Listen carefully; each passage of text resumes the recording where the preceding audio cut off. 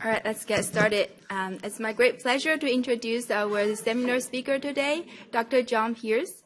And Dr. Pierce went to college at, I believe, it's State University of New York.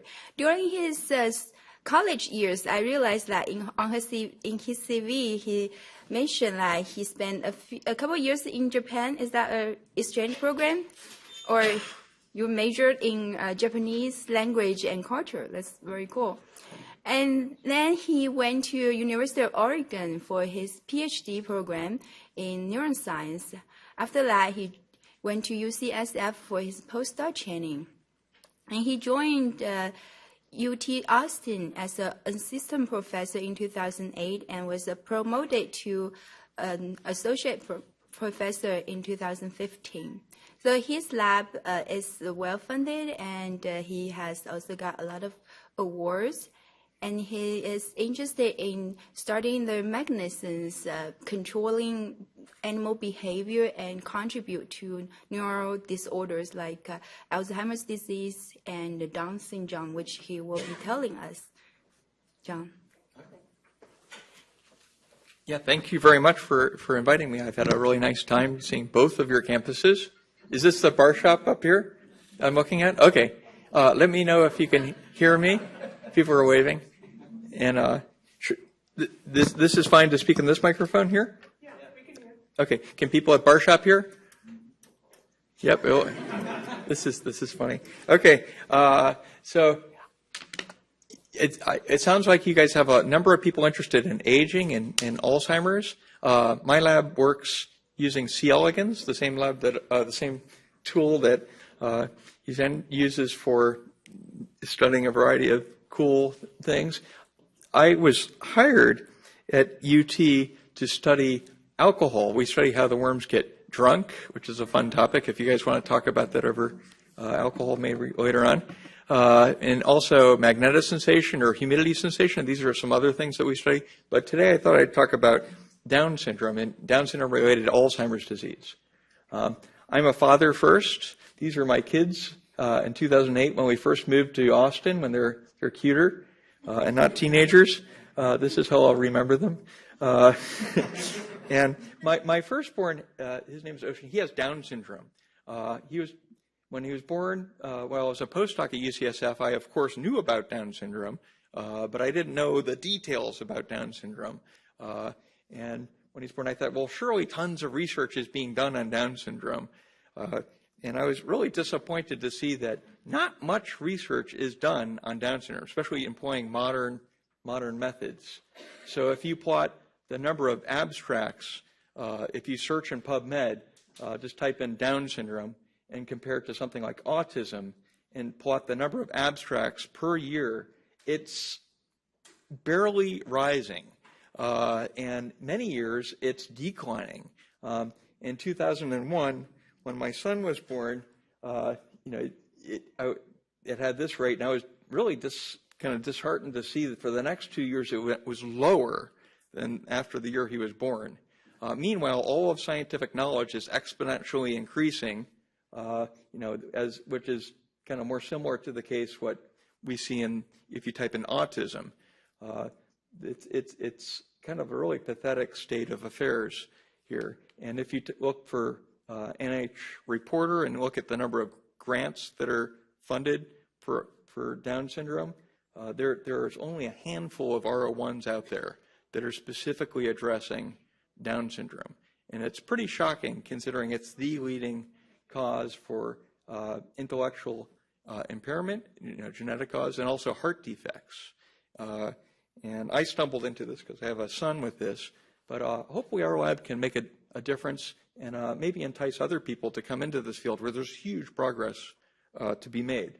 As I said, I was hired at UT Austin for my background studying alcohol, how worms get drunk, and now we've made a mouse that can't get drunk. It's a lot of fun to think about this. Right when I was moved down to Austin, the Down Syndrome Association of Central Texas is a support organization. They are a really vibrant community, and they invited Bill Mobley, who's one of the leading authorities in Down syndrome research. He's now at UCSD Medical School. they invited him down to talk to lay people about Down syndrome research on our campus. I just moved there two months before. I didn't really know anyone, so I walked over to the lay presentation. I went up to Bill. I said, "Hi, Bill. You don't know me. I'm a scientist here, a neuroscientist. I might work on Down syndrome after I get tenure someday because I have a kid with Down syndrome." And he said, "Okay, that's great. Let's talk after I give the presentation." And he gave a nice presentation to a large audience. There's probably about 300 people there on Down syndrome and what he's done in the field of learning and memory. And towards the end of his talk, he said, "Well, you people in Austin are really lucky to have a leading Down syndrome researcher in Austin." And I was thinking, I just got hired. I'm thinking, who in our department studies Down syndrome? There's no one on our, I'm new here. Maybe there's someone I haven't met yet. And then he said, "Well, there's a guy named John Pierce who's doing all sorts of great Down syndrome research here." And I didn't even have a refrigerator in my lab. I didn't have a student. I didn't know how to get into the building. I didn't have keys and to get in after hours yet. And all those 300 people got up and applauded. He said, "John, stand up." And all these people started applauding for me. And it was really awkward because I had never done Down syndrome research in my entire life.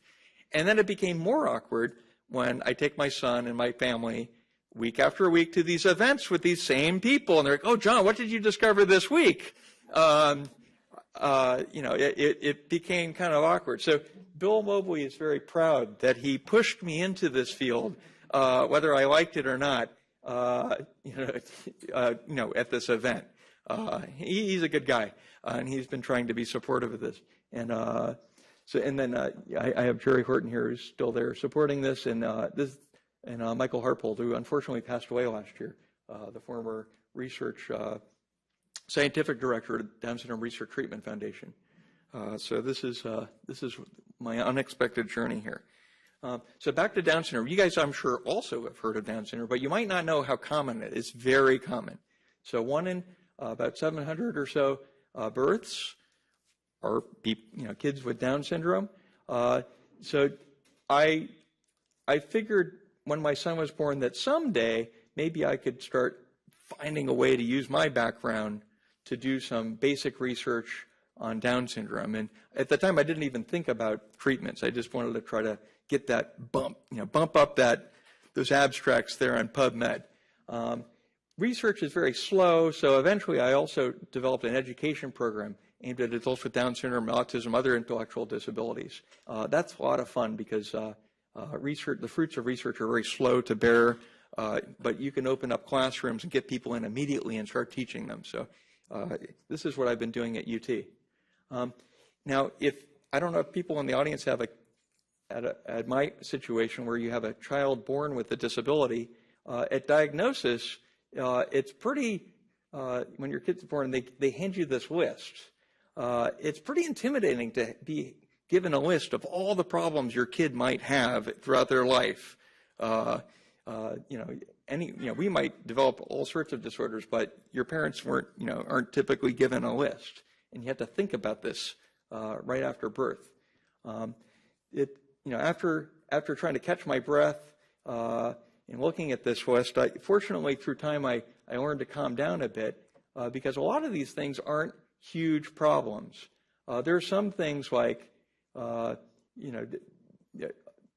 brush field spots. You guys probably haven't heard of that. People with Down syndrome have really cool eyes.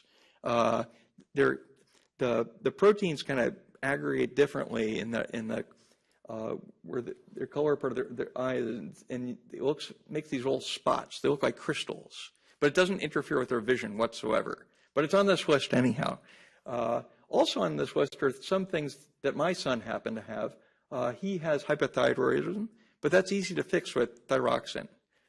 He also has celiac disease, and that's kept in check by keeping a gluten-free diet. He had behavioral problems. That was going on gluten-free diet helped tons, and also going on ADHD meds helped tons. So we can cross off a lot of these problems on the list. They do have treatments. Even things like heart defects, where I told you that it's the major congenital cause for heart defects out of any genetic disorder known. But thanks to new kind of mainly anesthesiologist progression, where now they can do surgery on neonates that they never would have thought to do, a decade before. So if a baby's born with Down syndrome, they can oftentimes go in and keep track of it and do small surgeries and get it back in check. So nowadays it's uncommon to see someone with Down syndrome who's super lethargic because of lack of oxygen. So this is less of a problem than it used to be. They should have put on this list that there's some good news too. People with Down syndrome, they just don't die of heart attacks, it's not because they're not obese. There's plenty of people with Down syndrome who are obese.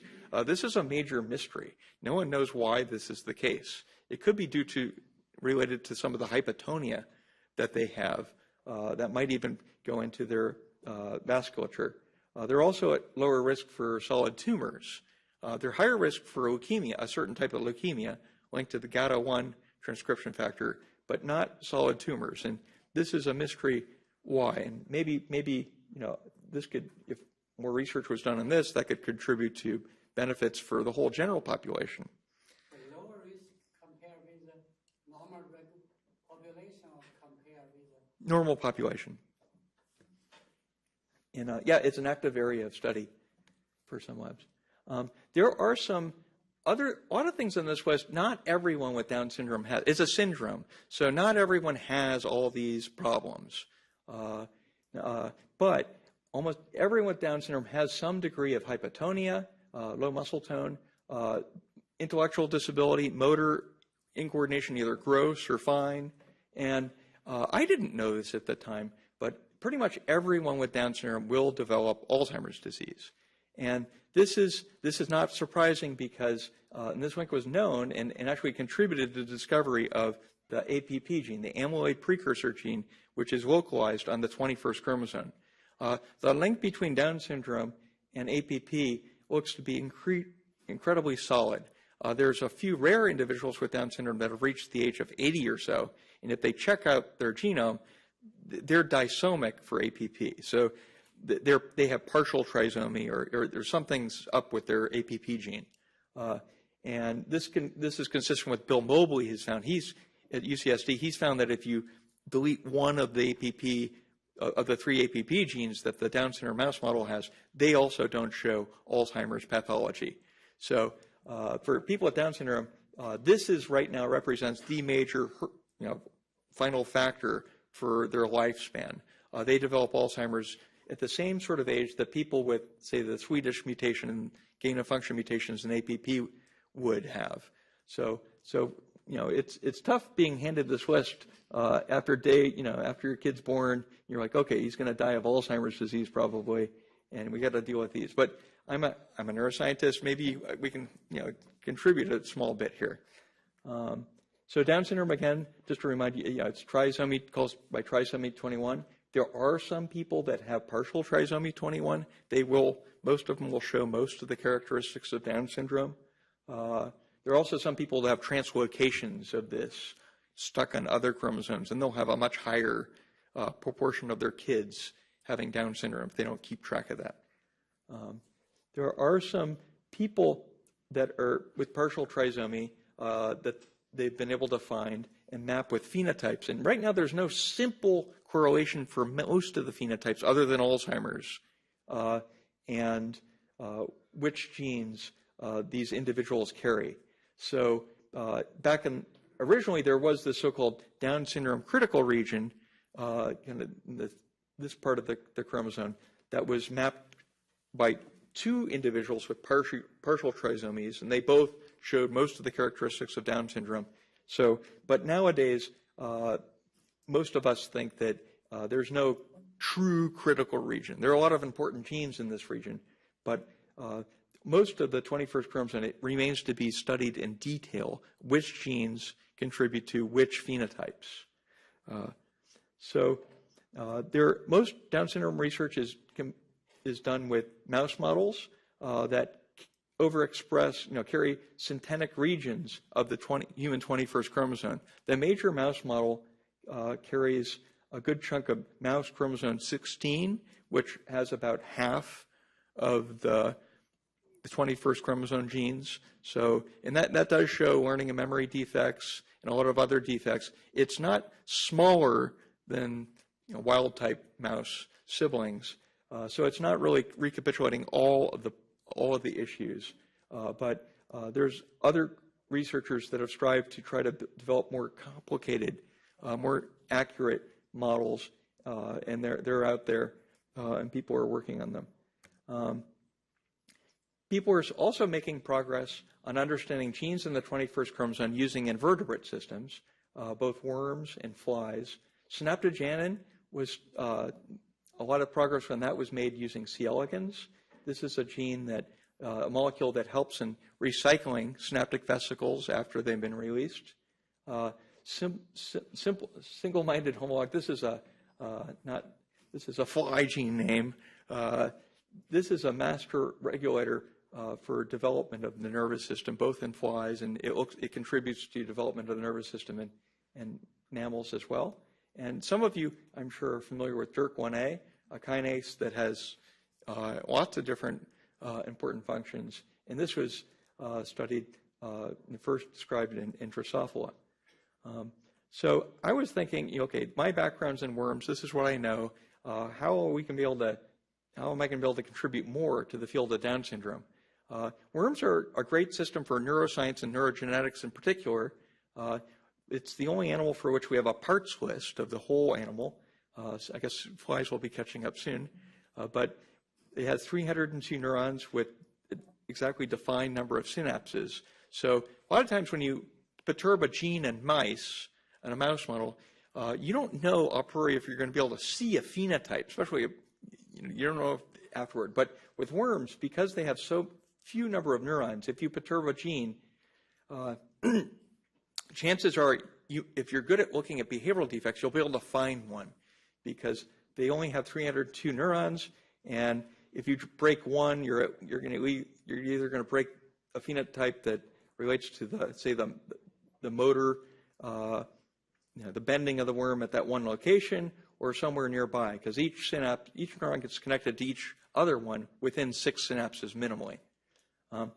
It's easy to add or delete genes with C. elegans, including especially with RNAi. We can just feed them double-stranded RNA, and that will knock down that gene to study its function. We can also just inject in DNA to overexpress our favorite genes. Now, looking at the worm, it doesn't look like my son, but if you look at its genes, it looks a bit closer.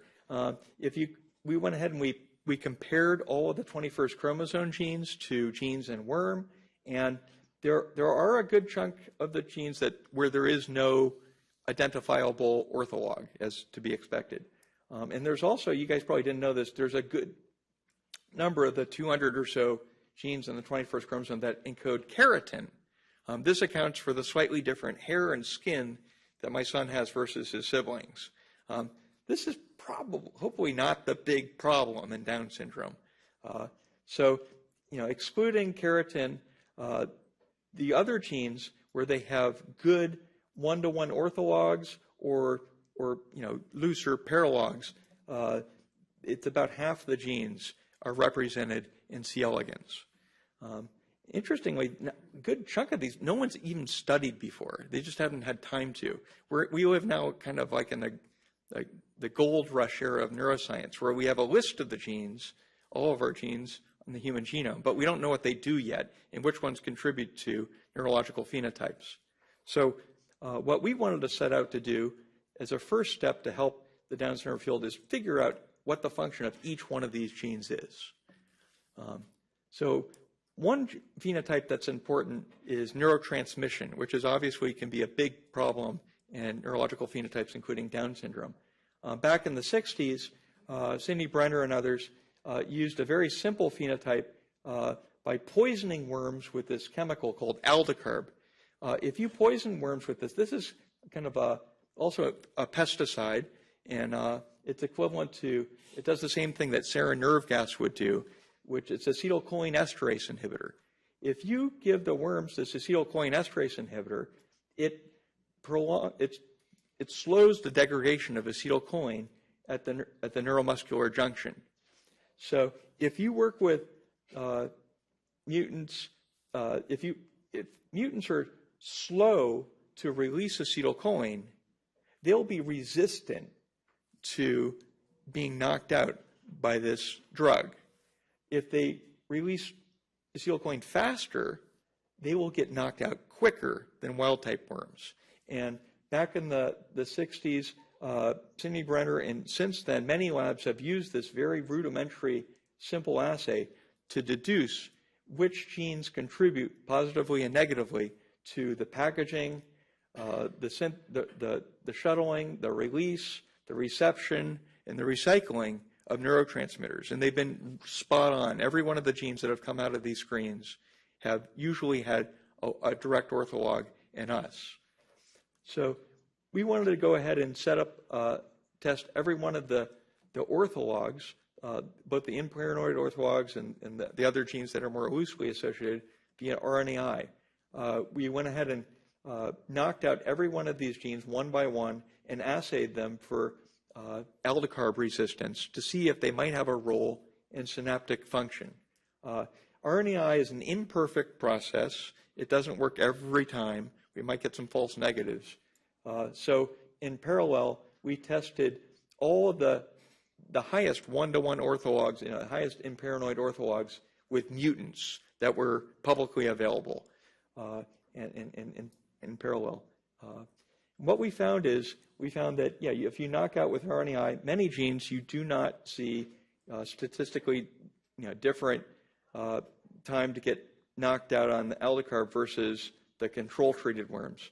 But there were a handful of genes that when we knocked them down with RNAi, they resulted in resistance to this. And resistance is impressive. Wild type would just, they're dead moving, and these guys are still crawling around. So they're not, we had 4 genes here. One's called MTQ2. One is an ortholog of ARCAN1. One's neural cell adhesion molecule 1. And then another one, PDXK1. And to double check this, we tried mutants.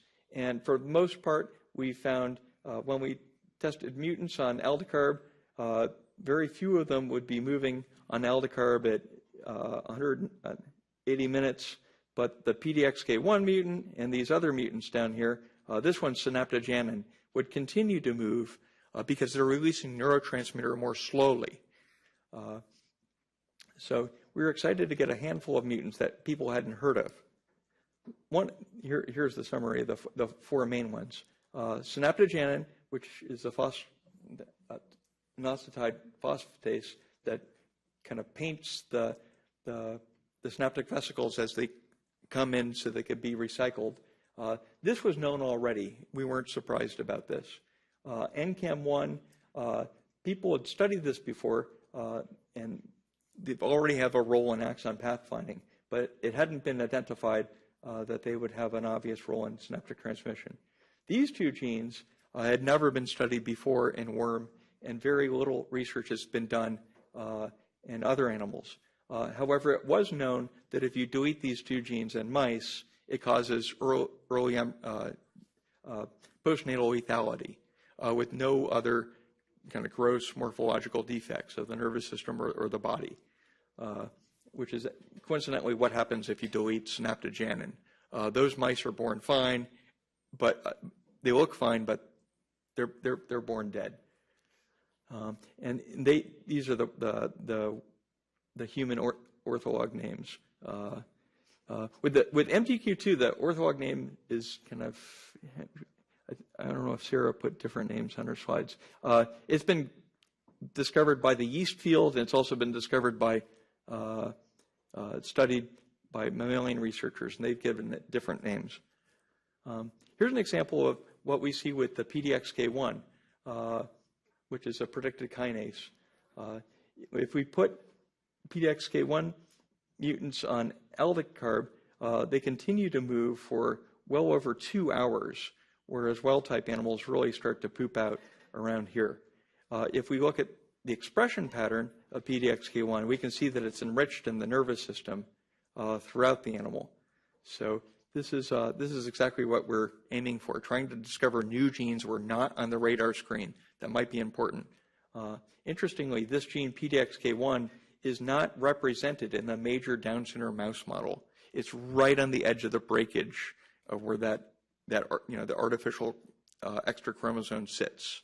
So that the major mouse model of Down syndrome that has been studied for over a decade might be missing, probably missing this gene, overexpressing it. When we look at if we poison the animals with a different chemical called levamisole, this is a acetylcholine receptor agonist. They can be knocked out with this acetylcholine agonist a little bit faster and without any problem. And this suggests that the defects, the synaptic defects here, are presynaptic and not postsynaptic. So it's not like they're lacking acetylcholine receptors. So it's probably a defect with presynaptic transmission. Here's data from our MTQ2 study. You can see compared to wild type, again, that gets knocked out by around 2 hours, 2 independent alleles of MTQ2 would continue to move, and these mutants would similarly respond to acetylcholine agonist. So again, this looks like it has a role in presynaptic transmission. There's only 2 papers on this gene in any system. They're both in yeast. In yeast, they figured out from sequence that this is predicted to be a methyltransferase, and it probably transfers methyls to a number of different proteins at a certain motif. And one that's been identified so far in yeast is the eukaryotic termination factor here that helps the efficient translation of proteins. So MTQ2 is known to methylate this one location on the elongation factor 1 right here on this. It remains to be seen whether or not that's what's going on in the worm, but this sequence is, of course, highly conserved all the way from yeast all the way up to us. If we look at its expression pattern, MTQ2 is expressed, the gene is expressed throughout the nervous system. If we tag the protein, we could get rescue. Here's an example. If we put worms in aldicarb, wild type would get knocked out again within an hour. The mutant continues to move, but if we transform rescue, we could rescue it back to wild type levels. We rescue with a tag version with mCherry, and you can see that it aligns perfectly with synapses, a synaptic marker called RAB3. So it looks like, yes, we knew that from yeast that this is probably this might be a methyltransferase, but from yeast, unfortunately, they don't have neurons, so we couldn't have guessed that looks like it's a presynaptic protein that localizes near at synapses. We're still in the phases of trying to figure out what it's doing at the synapse. We looked at localization and number of the synapses, and it doesn't appear to be perturbed grossly with wild type versus MTQ2. These are confocal images of synaptic marker, synaptobrevin, along this neuron here in the back of the animal. It's aligned multiple animals here. You can see the spots of the synapses. So both the number of puncta is indistinguishable between wild type and this MTQ2 mutant. And if we kind of quantify the fluorescent puncta here, it's not obviously different. There's only a small difference so far that every now and then about 10% of the animals will show, and you probably won't see in this room unless the lights are out, will show synapses in the dendrite inappropriately. This probably can't explain the synaptic transmission defects that we were seeing before, but right now we're going to move on to see what functional problems are happening at the synapse, which I think can account for that. Are they unk on their own? They are not unk on their own. They move. So she's asking if they have movement defects, and they don't show gross movement defects when you're looking. They do show 2 other behavioral defects. They're defective for laying eggs, which is a behavior. The worms need to excite some muscles to open up a hole, stretch open a hole to lay their eggs. they also are defective in a behavior called kind of roaming. So if you put a teenage worm on a plate and let it roam overnight, it usually roams all over the place, and you can see its tracks. If you put these guys on the plate, let them roam over, they don't cover as much territory. So, and it's very consistent. So, and that's a neuronal phenotype. That worms have their own moods that, kind of put them into this, state where they might want to sit and chow down and eat or extend. This behavior is conserved all the way up to us, I think. The same genes in Drosophila actually are used in worms for this, for protein kinase G. So those are two additional neuronal phenotypes that they share, but they show no obvious other phenotypes. Other people have studied MTQ2 orthologs in yeast just a bit, and they kind of empirically figured out what motifs they might methylate. And so far, it looks like the factor is they might methylate this Q right at this one location in the eukaryotic release factor, and they might care about having GGQ and then spaced by an R here. We went ahead and now we're in the process of trying to figure out what peptides in worms might have that motif and be important for neurotransmission, and do humans have that, and might it contribute? So right now we found 32 orthologs of the proteins that were identified by the other groups, and we're trying to figure out if they're important for this neurotransmission defect. And let's see here. I'll go ahead and fast forward to here. So far, two intriguing factors. There's a number of G proteins that look like they might be important. G proteins all the way up to humans have those motifs. So it could be that MTQ2 methylates some of the G proteins, which are known to either, depending on which ones they are, negatively or positively regulate neurotransmitter release. So right now we're in the process of kind of using epistasis analysis, kind of mating in these different mutants with MTQ2 to see if their synaptic defects are kind of exaggerated or maybe they're about the same as MTQ2, dependent on MTQ2. The Down syndrome is a problem of overexpression. We went ahead and overexpressed MTQ2, and I wish I could give you a straightforward response of what happens. Instead, we have a strange phenomena where when we overexpress them, they look very normal, except for a consistent 1% of the animals show very gross defects. And it's not dose dependent with the amount of transgene that we inject, and we don't know why. It does show, they show both morphological and kind of neurological movement defects. So it's going to take us a while to figure out why it's so exaggerated compared to the nervous system specific expression pattern that we see for this new gene, and why it has such a low penetrance. It would be intriguing if it turned out that, one major mystery, I don't know if you guys are aware, people with Down syndrome have a huge range from individual to individual on what degree of severity they show for different phenotypes. And when you meet their families, you cannot easily correlate. If you just meet the parents first, you can't guess if their kid is going to have a severe phenotype or less severe phenotype. And no one really understands why this is the case. So maybe in the future our lab will be able to figure out what's up with the variable low penetrance for this. Yes?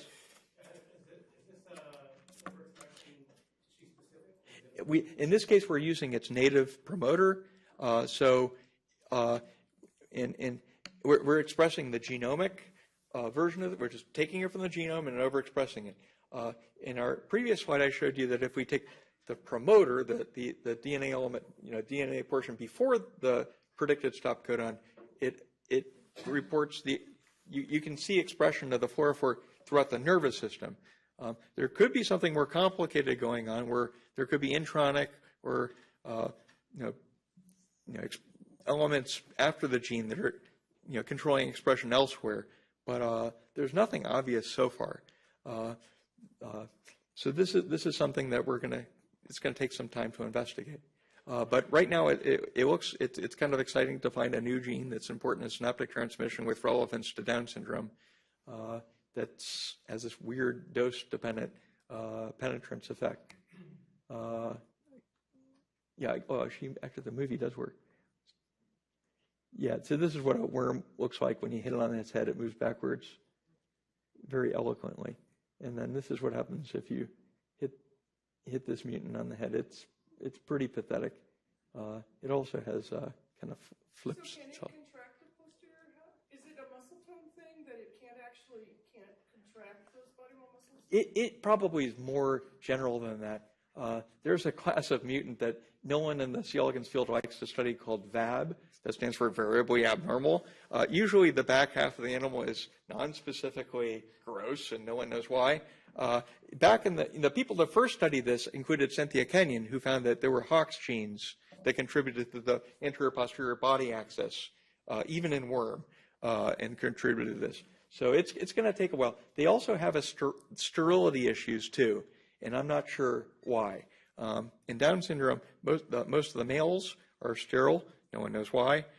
Females can have babies, and no one's been able to, no one's identified why yet. I'm not sure if this should be the gene. It makes sense given it's our first attempt. It looks like it's neuronal expression. So a mini summary up until now is that we've completed the screen, and I just showed you the data from the synaptic part of our screen. We also did a kind of egg-laying and a kind of roaming dwelling screen too with all the mutants. So we found out a few other mutants too. But these are the ones I'm excited about that it's exciting to find genes that no one studied before that we actually could name, because no one, that it's pretty rare nowadays to be able to do that. And we're hoping that we can figure out what this gene MTQ2, which is very highly conserved. You asked if we did expressed it. One thing we were looking forward to doing is overexpressing just throughout the nervous system to see if we can recapitulate some interesting phenotypes. Now, for the last part of the talk, I just want to go back to Alzheimer's. This is a big problem in Down syndrome for everyone. And we know that it's caused by overexpression of wild-type APP, not even mutant. Just one extra copy of wild-type APP is sufficient to cause early-onset Alzheimer's disease. With worms, there are a couple of models of Alzheimer's disease. There wasn't a great one that had neurodegeneration when I started my lab. And as you guys know, in mice, it's still tricky to study Alzheimer's disease unless you really, really have a severe model. Often, many of the mouse models of Alzheimer's disease don't even have neurodegeneration. So people are kind of forced to study other correlates of Alzheimer's disease, like plaque buildup or tau or some other thing. If they do show degeneration, oftentimes you have to wait 2 years to be able to see it. And as you guys know, they're expensive to maintain, and it takes time to build up a colony of your favorite genetic mouse models. For worms, again, what we're going for, I'm going to show you today that we've been able to transform C. elegans with human APP expressed throughout their nervous system, and we can see neurodegeneration. And this is great when you have a 1-week lifespan, so you can test an idea on a Monday and know the answer by Friday. And they're quite cheap to maintain, so we can test many different experimental variables and genetic manipulations. And making transgenics and getting new lines is pretty easy. And again, deleting genes is just as easy. So when we made our first mouse model, or worm model of human APP, my grad student was disappointed because they looked really normal, and I tried to reassure her that my kid looks normal too. And she waited just a couple more days later, and she saw that as they aged, they begin to show some problems right around the mid-body. And we could see the worms are transparent. You can see through them with DIC optics. And we could see some little bubbles right around their mid-body. And what we found was there were a class of neurons that were dying. right near their tummy here. And here we can make it easier to see by working with a strain that expresses GFP in them. So when the animals are young, these neurons, these are called the VC neurons, they express GFP brightly, but as they age, just the third day of adulthood, they either disappear or they become, the fluorescence becomes weaker. So the funny thing is other neurons didn't appear to be dying. So if we quantified the level of neurodegeneration in animals from day 1 to day 5 of adulthood, this, to give you an idea, the day 5 adulthood is when that's their middle age. They're past middle age already. This is past their peak. The level of neurodegeneration in the APP model continues to increase so that half of the animals show obvious neurodegeneration, whereas with the wild type control that's expressing the GFP, they show significantly less levels of neurodegeneration. If we directly visualize neurons that are next to them, these are other cholinergic neurons, the VA or VB class, they don't really show any neurodegeneration on day 3, or I think we also looked at day 5. And these are neurons that are postsynaptic to the neurons, and these are some GABAergic neurons. So, I mean, just looking at these neurons alone encompasses like a third of the nervous system that we empirically tested. Are they dead or alive? And they're not. There's something, this says that there's something special about this so-called VC class of cholinergic neurons that makes them vulnerable to APP-induced neurodegeneration. And I found this interesting because in Alzheimer's disease, and in fact other neurodegenerative diseases, it's a major mystery why mutations or an extra copy of APP would cause some neurons in the anterolateral cortex and hippocampus to die and not others, because APP is expressed nearly everywhere, including our skin, but there's no rhyme or reason why the degeneration starts there. So we may have got lucky, and we might be able to study this patterned, origin of pattern degeneration with this model. We've used this model to screen through a number of drugs. We started out with some drugs that were in clinical trials, and we had some modest effects of, so for instance, Dimabon, which was promoted, originally found in Russia. I guess it was first classified as an antihistamine. It also gave rise to Steve McKnight's group at UT Southwestern, who came up with P7C3, which is structurally similar. Both of these are thought to inhibit cell death in the respective models. We found that they had moderate to better effects on preventing death of the VC neurons. We tried some other drugs too, including these. These are serotonin receptor 5 receptor antagonists had some which were originally classified as antidepressants. They seem to have some beneficial effects. But then we moved on to some other compounds with Stephen Martin in our Department of Chemistry. He's synthesized a large drug library based on chemical structures that are predicted to go through the blood-brain barrier. He found a number. We first found one that made the degeneration worse. And then we went to go talk to him. And he had found out that that drug could target a so-called sigma-2 receptor from in vitro studies from the Roth group in North Carolina. When we cross-referenced and looked for other drugs in his library that could also had in vitro binding, we found 2 other drugs that we tried on the worm, and they had very beneficial effects. So now I'm not going to have enough time to talk about it today, but we're trying to actively figure out how these drugs, which bind the sigma-2 receptor, provide neuroprotection in our worm model of Alzheimer's. We passed these drugs to Shamlu at Stanford at the VA, and he's found that they mitigate 2 different mouse cognitive decline in 2 measures in 2 different mouse models of Alzheimer's disease. So already we have proof of principle that we can go from screening a library to finding a novel drug to finding its ligand When we knock out this ligand in worm, it doesn't, it recapitulates its effect. So right now we're hypothesizing that it antagonizes this receptor. What is the sigma-2 receptor? The sigma-2, that's a great question. So it was, this is more complicated than I wish it was. So the sigma-2 receptor is called sigma-2 because it was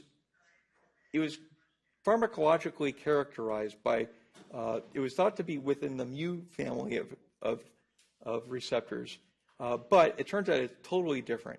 And it was debatable what it was up until very recently.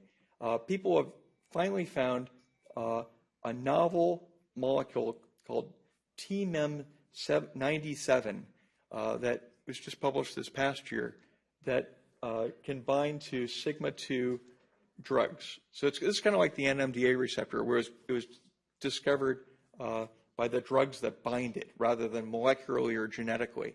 Now we and others in this field are defining this. It probably also interacts with prostaglandin, progesterone, PGCRM1, a molecule. Worms have orthologs of both. If we knock out either of those, neurodegeneration goes down, and moreover, these drugs don't provide any additional beneficial effect on neuroprotection, suggesting that they act in the same pathway, if not, are the same targets. So now we have the nice situation where we have a drug, we know its target, it works in worm and mouse. Usually you don't have that luxury. Our big problem now is we don't know what these molecules do. So there's a lot of basic biology that needs to be done to figure out how they work. So anyhow, so that's where we are there. This is an active area of research in our lab now. I wanted to move, I was kind of, another thing that shook up my whole family in trying to study this is, I had an interesting situation where my parents called me up when they were going to visit our family over spring break. And my dad said, hey, your mom's having problems with memory recently. I just want you to know that before we visit. And I said, well, what is she having problems with? Well, she can't remember people's names as well. Like, okay, that's not such a big problem. And they said, well, she can't remember how to use the microwave anymore. And then he started listing lots of things. And it became clear to me that she was showing, all the signs of Alzheimer's disease. She's 68 years old at the time, which is pretty young on the younger side of late onset Alzheimer's disease. This is also, we kind of know from genetic studies that usually people that develop Alzheimer's at that age are homozygous for APOE4, right? That if you're homozygous for that, you usually get Alzheimer's between the ages of 65, 75 with a pretty high certainty. So by coincidence, I had waiting in the mail 23andMe coming in. I had used it for 4 years beforehand in my neurogenetics classes, where I send the students out on their computers to do on a scavenger hunt to look for my phenotypes and guess my phenotypes and genotypes. Has been a somewhat boring exercise because I don't have any exciting things to share with them until then. So that week, 23andMe had said, the month before, they said, do you want an upgrade? Do you want to run it on another chip? I said, sure, why not? I don't have any history of Alzheimer's or any scary disease in my family, so I went ahead and did this. And that same week, after, while my mother was visiting and I was witnessing these Alzheimer's problems firsthand, I got email with an update saying that I'm homozygous for APOE4. So, so this, my parents were hoping this was a side effect of Lipitor, which is a well-known effect, but now this is 3 years later. She definitely has Alzheimer's now. So I wanted to see how I could bring this into our research and see if we could make a difference here as well, because as you guys might know, APOE4 is the major, most common risk factor in Alzheimer's, yet we hardly know why. And it's a tricky thing to study. So we went ahead, we took our APP, human APP model, and we added the human APOE4 gene, expressing it throughout the nervous system. If you express human APOE4 by itself, nothing happens. But if you express it together with human APP, those same neurons I just talked about, they die quicker, and then something really interesting happens. A neuron postsynaptic to them called HSN dies very reliably. And this is exciting because this set of neurons called HSN, there's two of them left and right, when they die, the worms can't open that hole to lay eggs anymore. And when that happens, something gruesome happens.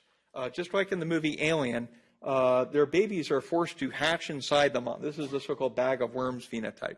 So we have this really intriguing situation where we have a synergy between human APP and APOE4 that gives rise to this worsening degeneration of the original neurons, and then just one neuron after that. So this is something that this is happening in people too. We don't know what's going on with APOE4 and APP in us. That's also cholinergic. It does have serotonin too. Some of the neurons in worms, I guess in us too, will co-express two transmitters. That's a serotonergic neuron, but it also has acetylcholine. But interestingly, it's postsynaptic to the ones that we had identified already are dying. So this is something. For a pan-neuronal one called PRAB3, which is and then we've also used for APP. For our APP model, we've tried a bunch of different promoters because you might think that maybe it just boringly expresses more. If we use a promoter for a gene called APL1, which is the worm kind of semi-ortholog of APP, we get the same results. We also tried another pan-neuronal promoter called UNC119 and got the same results. We haven't been able to try different promoters here. Hadn't had the time to do this. But here's another control. If we try APOE3, we don't. Now this is wonderful because before we had to mount the worms and look at them high magnification in a dark room and count these neurons from dying. Now we can just count how many bag of worms do you see on a plate. This totally changes the game. I can get grad students off the street, bring them in, and they could do this right away. How many gross, squirming, bag of worms do you see? Usually you don't see any. And even if you express APP, again, those you don't see any. But you get the synergy if you express APP with APOE4. You see tons. He should have put APP here too. He forgot to put that. But if you put APOE3 by itself, you don't see the synergy. And that's intriguing because the difference between APOE3 and 4 is just one amino acid. That's a pretty good control. If we skip looking at bag of worms and we just look at directly at the degeneration of these neurons, inspect that, we see again this synergy between APOE4 and APP. If we look at the neurons next to them again, these are other classes of cholinergic neurons. They look like they're healthy and young in middle-age adulthood. And if you look at the speed of the animals when they're young or old, they don't really change. It's really impacting this one circuit, this egg-laying circuit, and we don't know why. We're trying to figure out. Now we're beginning to run with this. It looks like you need to express APOE4 pan-neuronally to get this synergy to happen. If we express it throughout the intestine or these so-called solamnocytes, which are kind of like the worm's kidneys, we don't get the synergy. APOE4, it looks like it has to be in the nervous system. So this is something we're hoping to use our APP worm model to kind of break open new ground on how APP kills neurons, how it might contribute to patterned age-related neurodegeneration. Why does it kill some neurons and not others? How does it synergize with APOE4? We just got a new grant I'm excited about where we're going to try to use cell-specific proteomics. We can express a special tRNA in the neurons that are vulnerable or the neurons that are not vulnerable, and then feed the worms an unnatural amino acid so it will incorporate into peptides only in those cells. Then we can grind up the worms, do mass spec, and compare. Is the distribution of peptides different in the cells that are vulnerable versus those that are resistant to death by APP, or what happens to this distribution when APOE4 is in the mix, what happens when we treat them with these neuroprotective drugs. There's a lot of things to investigate. This will put us in the phase where we're going to be generating lots of long lists of candidate neuroprotective or vulnerable proteins. But with worms, transgenics and getting mutants is easy, so we can empirically test whether certain genes are necessary or sufficient for this phenomena. So I'm pretty excited about that.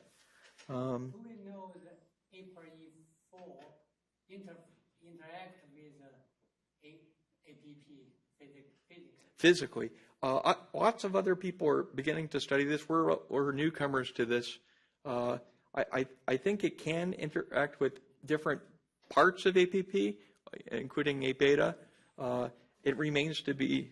I'm not going to go on any limb here yet and guess what's going to happen. And then, yep. Does the HSN have to have been firing to die? Yeah, another great question would be that we could easily do in worms is we can alter the neural activity of specific neurons, for instance, by overexpressing a potassium channel to silence certain neurons and see if that makes a difference. That's definitely on the list of things to try. And there are different ways to do that. Or synaptically isolate it. Do they still die? That's easy to do in worms. Worms are wonderful for neuroscience in large part because you can do crazy things like knock out myosin or major synaptic genes. The worms can't move, but it doesn't matter because they don't have to move to find a mate. They carry sperm and egg. And this is probably why a lot of these, like synaptogenin, this is why it's valuable to study this in worm and not any other creature. So then did you check the males, see if they're more messed up to put the mab in the... Yeah, we haven't worked with the males just yet. The males do have an equivalent type of neuron to at least those VC class neurons. They have something else called CPs. We haven't looked in detail yet. You guys, nowadays for NIH, you have to submit that we're going to study males and females in equal measure. So far, we've been able to get away with that. So please be generous to us worm people. The males only occur 1 in 1,000 on a plate. And if you want to study them in any real practicality, you have to work with a high incidence of male to him mutants to study this. But yeah, that'd be interesting to look at in the future. I just want to say before I end the talk that I'm trying to make a difference in the Down syndrome community, and another difference is that we've put together a whole program of classes since 2009, where now we serve over 200 people with autism and Down syndrome each year, giving them academic classes where they can learn them alongside UT students on our campus. It's a lot of fun. If people are interested in the model, they could talk to me afterward. And I've even taught a whole class on Alzheimer's disease to people with Down syndrome. And it's fascinating to see the UT students learn alongside these guys. These guys are asking great questions in the UT, and they're not inhibited like the UT students are kind of like, they're embarrassed they're going to ask the stupid question. These guys, they just go ahead and ask. And they helped with a drug screen, looking for bag of worms, drugs that can minimize the bag of worms phenotype. And we had some candidate hits that we might be able to publish with them. So we've been able to, empower some adults with Down syndrome to try to kind of make a dent in the disease that might, that's looming over them. So I'd like to, thank you guys again. Thank you again for your generous offer to host me, and thank our funders and past and present lab members. A lot of the Down syndrome research was done by Sarah Nordquist, a great grad student. Sangeetha and Louisa did a lot of the drug work, and I have Momo, a former grad student, did this APOE4 study with one of your guys' own. Is Aaliyah? No one's in the bar shop right now. Aaliyah, she's a great undergrad volunteer who's now here with you guys. She helped out with this APOE4 study. So she has another pub coming up. So thank you very much.